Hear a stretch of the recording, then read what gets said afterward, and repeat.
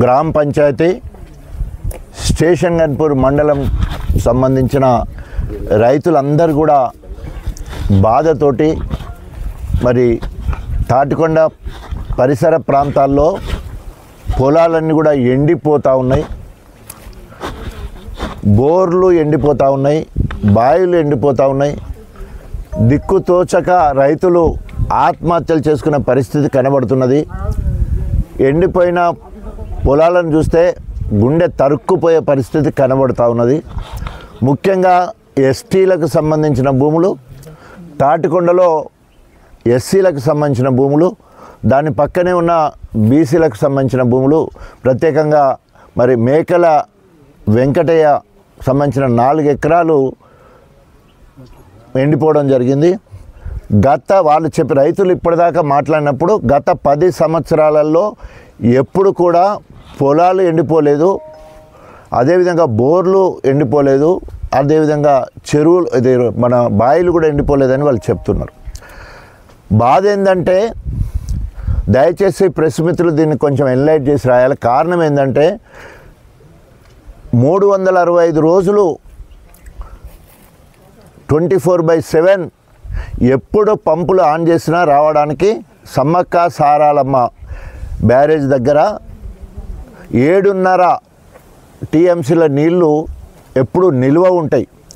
కేసీఆర్ గారు ఒక ప్రణాళికబద్ధంగా దేవాదుల ఎప్పుడు నడవాలి అనే ఉద్దేశం, దేవాదుల ప్రాజెక్టు ఎత్తిపోతల ప్రాజెక్టు ఎప్పుడు నడవాలనే ఉద్దేశంతో అప్పటి వరకు గంగారం దగ్గర ఎత్తిపోతలు ఉంటే ఇంకా కొంచెం కిందికి వెళ్ళి ప్రాణహిత కలిసిన తర్వాత సమ్మక్క సారలమ్మ బ్యారేజ్ కట్టడంతో ఈరోజు ఎప్పటికి కూడా నీళ్లు ఎత్తిపోస్తానికి అక్కడ సిద్ధంగా ఉన్నాయి.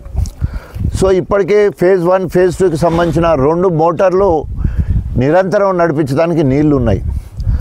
దానికి అదనంగా థర్డ్ ఫేజ్ ప్యాకేజీ 3 కింద దాదాపు 1494 కోట్ల రూపాయల పనులు పూర్తయి బిల్లులు కూడా చెల్లించడం జరిగింది. కానీ ఇక్కడున్న ఎమ్మెల్యే కడియం శ్రీహరి గారు నిమ్మకు నీరెత్తినట్టు రైతుల గురించి ఆలోచించింది లేదు, సమీక్ష చేసింది లేదు, ఒక ప్రణాళిక చేసింది లేదు. అక్కడ నీటిపారుదల సంబంధించిన అధికారులకు, ప్రభుత్వానికి, ప్రజాప్రతినిధులకు అవగాహన లేకపోవడం వల్ల అన్నీ ఇప్పుడు ఇక్కడ కూడా వల్లభరాయన్ చెరువులో నీళ్లు ఉంటాయి, పైన గండి రామారంలో నీళ్లు ఉంటాయి, కానీ కింద రైతులకు సంబంధించిన పొలాలు మాత్రం ఎండిపోతాయి.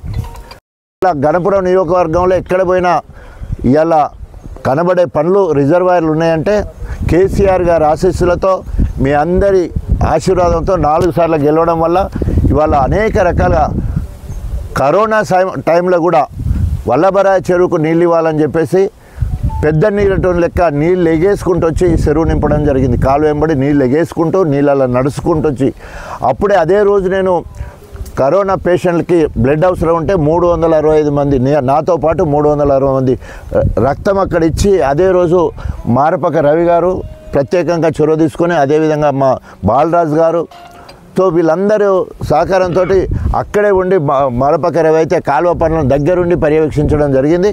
ఆ రకంగా కరోనాను లెక్క చేయకుండా, రక్తం ఇచ్చినా లెక్క చేయకుండా దాదాపు 7 కిలోమీటర్లు నడిచి వచ్చి మరి నీళ్లు తీసుకొచ్చి వల్లభరాయన్ చెరువు నింపినాం. ఈ రకంగా పెద్ద నీళ్ళటోడు లెక్క 24 గంటలు పనులు పర్యవేక్షిస్తేనే రైతులకు నీళ్ళు అందుతాయి. అందుకనే నీరటి వాడి పని ఏంటంటే ప్రతి మడికి నీళ్ళు అందించే కార్యక్రమం చేస్తాడు. ఈయనకు వ్యవసాయం గురించి అవగాహన లేదు, ఏ ప్రాజెక్టు ఆయన పర్యవేక్షణలో జరగలేదు. ఇప్పుడు లాభం పొందే దగ్గరికి అన్నీ అయిపోయిన తర్వాత ఇప్పుడు నేను చెప్పిన థర్డ్ ఫేజ్ థర్డ్ ప్యాకేజ్ మొత్తము 1474 కోట్ల రూపాయలు కాంట్రాక్టర్ ముట్టినాయి, పనులందరూ అడుగున్నాయి. ఓన్లీ వండింది తినదానికి కూడా శాతగాక ఈరోజు రైతుల ఉసురు పోసుకుంటుండు మరి కడియం శ్రీహరి. సో వెంటనే థర్డ్ ఫేజ్ సంబంధించిన ఏదైతే ప్యాకేజ్ 3 వరకు వెంటనే మోటార్ లాంచ్ చేయాలి, ధర్మసార్కు నీళ్ళు ఇవ్వాలి, అక్కడి నుంచి వెళ్ళి దేవాదులకు సంబంధించిన అన్ని ప్రాంతాలకు నీళ్ళు వచ్చేదానికి అవకాశం ఉంటుంది. అదేవిధంగా వెంటనే ఇక్కడ పక్కనే మనకు గండి రామారం ఉన్నది, రైట్ కెనాల్ ఇప్పేది ఉంటే ఈ ప్రాంతం అంతా కూడా నీళ్ళతో మళ్ళీ సస్యశ్యామలంగా ఉండి బోర్లలో నీళ్ళు, బాయిలలో నీళ్ళు వచ్చే అవకాశం ఉంటుంది, కాలువలలో నీళ్ళు కనిపించాలి.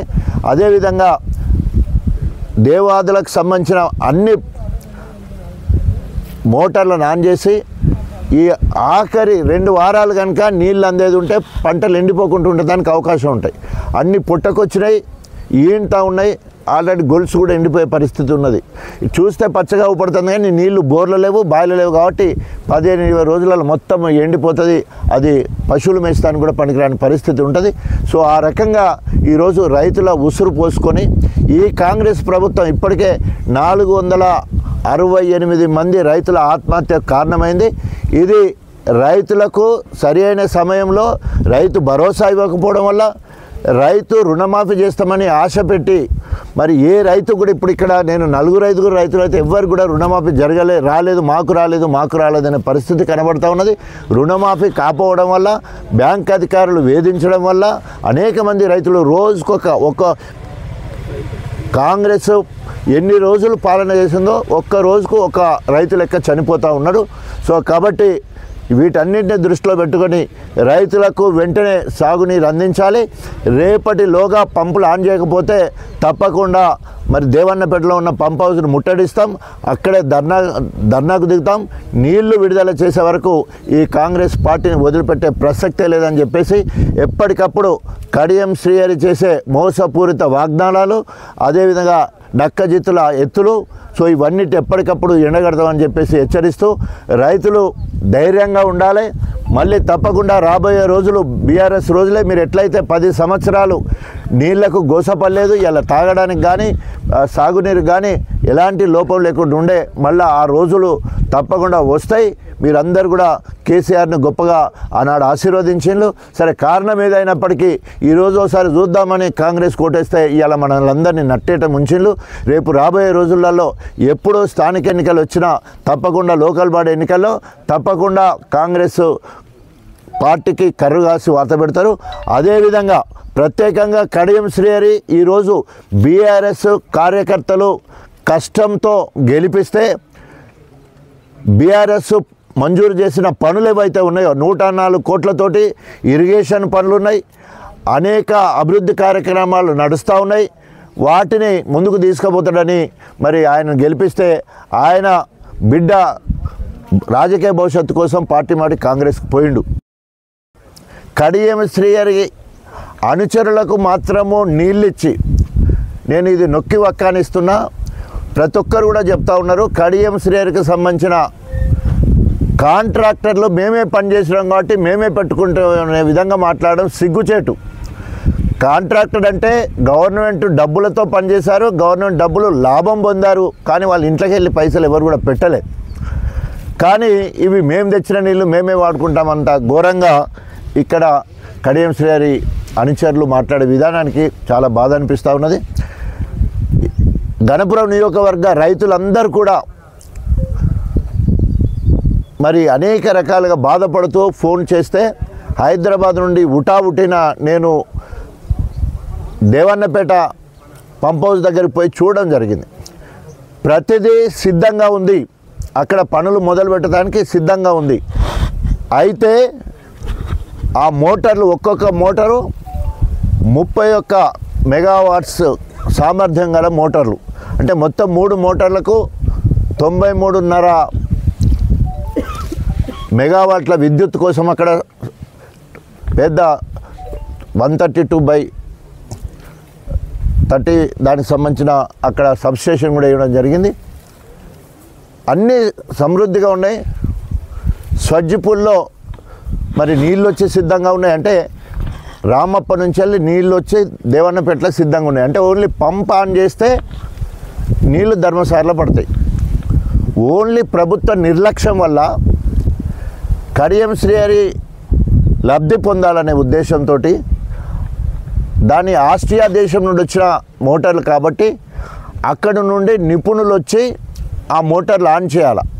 ఎందుకోసం అంటే ఒకవేళ కనుక ఆన్ చేసి మోటార్లు ఏమైనా ఖరాబ్ అయితే మేము బాధ్యులం కాదని వాళ్ళు అనటానికి అవకాశం ఉంటుంది. కానీ అవన్నీ లెక్క చేయకుండా ఆగమేఘాల మీద మరి పొంగులేటి శ్రీనివాసరెడ్డిని, ఉత్తమ్ కుమార్ రెడ్డిని బ్లాక్మెయిల్ చేసి ప్రోటోకాల్ను కూడా విస్మరించి దేవన్నపేటకి తీసుకొచ్చి మాన్యువల్గా అది మోటార్ ఆన్ చేయాలని చూస్తే అది మొరాయించింది, ఆన్ కాలేదు. అధికారులు చెప్పినా కూడా వినకుండా దాన్ని ఆన్ చేసే ప్రయత్నం చేశారు. నేను నిన్న పోయినప్పుడు ఆస్ట్రియా దేశానికి సంబంధించిన ఆ నిపుణులు కూడా వచ్చారు. సంబంధిత ఇరిగేషన్ అధికారులు కూడా అక్కడ ఉన్నారు. వారికి ఇప్పుడు అన్నీ సర్వం సిద్ధంగా ఉన్నాయి సార్, ఓన్లీ వాళ్ళు వచ్చి ఆన్ చేయడమే వాళ్ళ సమక్షంలో ప్రోటోకాల్ కోసం ఆగుతున్నారని చెప్పేసి. గతంలో 10 ఏళ్ళు గణపురం నియోజకవర్గంలో ఏ పని జరిగినా కూడా, ఎస్పెషల్లీ దేవాదుల కింద జరిగిన పనులు టేక్ ఇట్ గ్రాంటెడ్ అన్నట్టు అధికారులతోటే పనులు ప్రారంభించడం, అధికారులతోనే నీళ్ళు ఇప్పించే కార్యక్రమం, అధికారులే మోటార్లు ఆన్ చేసే పరిస్థితి ఉండే.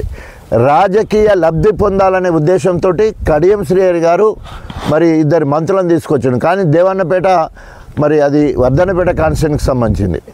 జిల్లా నాయన్ రాజేందర్ రెడ్డి ఉంటాడు, సీతక్క మా ఇక్కడ జిల్లా మంత్రి ఉంది, సురేఖ మంత్రి ఉంది. వాళ్ళు ఎవ్వరికి తెలియకుండా ఈయనకు ప్రోటోకాల్ లేకున్నా కూడా, ఎందుకంటే వర్ధన్నపేటకు ఈయనకు సంబంధం లేదు, కానీ అక్కడ పోయి మరి ఏదో నేను పేరు తెచ్చుకోవాలని పోతే అది ఈయనది ఇవరకే ఐరన్ లెగ్. కడియం శ్రీహరి ఎక్కడ అడుగు పెడితే అక్కడ కరువే. గతంలో 10 ఏళ్ళు పాలించినప్పుడు అదే పరిస్థితి, ఇప్పుడు కూడా అదే పరిస్థితి. ఆయన దేవాదుల నీళ్ళు వస్తుంటే కీ తీసి రిజర్వాయర్లు వేసాడు. తర్వాత 2003లో దేవాదుల పనులు ప్రారంభించడానికి శంకుస్థాపన చేస్తే 17 నెలలు తట్ట మట్టి తీయకపోతే నేనే పోయి పిండాలు పెట్టి వచ్చిన. అదేవిధంగా గన్పూర్కి ధర్మసార్ దగ్గర టెక్స్టైల్ పార్క్ వస్తే 146 ఎకరాలు ల్యాండ్ ఎక్వైర్ చేసినాక మళ్ళా ఆయన డిప్యూటీ సీఎం కాగానే ఆయన లెగ్ పెట్టిండు, కథ అది సంగం మండలానికి వెళ్ళిపోయింది. సో అదేవిధంగా లింగంపల్లి రిజర్వాయర్ టెండర్ అయిన తర్వాత ఆయన ఇది నేనే తెచ్చా అంటే అది కూడా క్యాన్సిల్ అయిపోయింది. అంటే ఆయన నేను అని చెప్పుకుంటే కథ దానిపైన అవుటే మటాష్. ప్రతి 5,000కు ఒక అగ్రికల్చర్ ఎక్స్టెన్షన్ అధికారిని పెట్టడం జరిగింది. వారి పర్యవేక్షణలో మరి ఏవైతే పొలాలు ఎండిపోయినాయో ఆ రైతులకు నష్టపరిహారం ఇవ్వాలని చెప్పేసి డిమాండ్ చేస్తూ ఉన్నాం. ఎకరాకు 25,000 రూపాయలు, ఎకరాకు 25,000 రూపాయలు ఇచ్చి వాళ్ళు దాదాపు 40,000 వరకు ఖర్చు పెట్టిందని చెప్తున్నారు. కానీ కనీసము రైతుల దగ్గర తీసుకుంటారు ఇంకా. ఓకే. సో ఏదేమైనా కూడా, ఎందుకంటే రైతు భరోసా ఇవ్వలేదు, రైతు రుణమాఫీ కాలేదు, సాగునీరు లేవు, బోనస్ ఇవ్వలేదు, కనీసం ఎకరాకి 25,000 వేయాలని చెప్పేసి బీఆర్ఎస్ పార్టీ పరంగా డిమాండ్ చేస్తూ ఉన్నాం. కోసం పోయిండు అన్నాడు. ఎక్కడ అభివృద్ధి? ఇలా మొత్తం కూడా ఎడారైపోతుంది గణపురం నియోజకవర్గం. అంతేకాకుండా మరి ప్రజలు కోరుకునేటి రైతు రుణమాఫీ కావాలని, రైతు భరోసా ఇవ్వాలని, రైతుకు సాగునీరు అందించాలని, రైతుకు బోనస్ ఇవ్వాలని, ఇది 24 గంటల కరెంట్ ఇవ్వాలని రైతులు కోరుకుంటున్నారు. అది చేయాలి.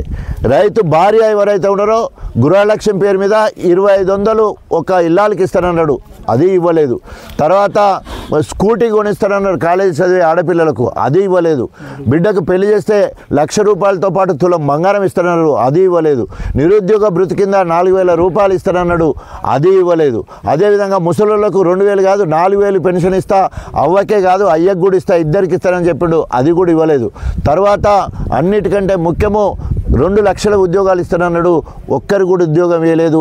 అది ఓన్లీ కాంగ్రెస్ మాయమాటలు చెప్పి మరి నోటిఫికేషన్స్ ఏమో బీఆర్ఎస్ ప్రభుత్వం ఇస్తే ఇవి మేమే ఇచ్చినామని చెప్పుకునే పరిస్థితి దాపురించింది. ఆ రకంగా అంటే ఏ దాని మీద అది సంగతి. సో మొత్తం ఎక్కడ కడతాడు ఇప్పుడు? 1,60,000 అప్పు తీసుకొచ్చి 1,60,000 అప్పు తీసుకొచ్చి రాహుల్ గాంధీకి కప్పం కట్టడానికి ఆ పైసలు తీసుకుపోతున్నాడు. కానీ ఆనాడు 4,17,000 కోట్ల అప్పు తీసుకొచ్చి మిషన్ భగీరథ కావచ్చు, కాళేశ్వరం ప్రాజెక్టు కావచ్చు, మెడికల్ కళాశాలలు కావచ్చు, కొత్త జిల్లా కలెక్టరేట్ కావచ్చు, ఇంటింటికి తాగునీరు ఇచ్చే కార్యక్రమం కావచ్చు, ప్రాజెక్టులకు వచ్చి ప్రతి ఎకరాకు నీళ్ళు ఇచ్చే కార్యక్రమం కావచ్చు, ఈ రకంగా అప్పు తీసుకొచ్చి ఆస్తులు పెంచడం జరిగింది కేసీఆర్ గారు. మరి ఈయన అప్పు తీసుకొచ్చి ఆయన పదవిని కాపాడుకో కోసం ఆ డబ్బులు వాడుతూ ఉన్నాడు. సరే, వెంటనే ఇప్పటికైనా మరి ఏమాత్రం రైతుల పక్షాన ప్రేమ ఉండేది ఉంటే వెంటనే సాగునీరు అందించాలి, వెంటనే మోటార్లు ఆన్ చేయాలని డిమాండ్ చేస్తూ రేపటిలోగా ఆన్ చేయకపోతే తప్పకుండా ఆ పంప్ హౌస్ను ముట్టడిస్తాం, అక్కడే ధర్నాకు కూర్చుందామని హెచ్చరిస్తున్నాం. జై తెలంగాణ.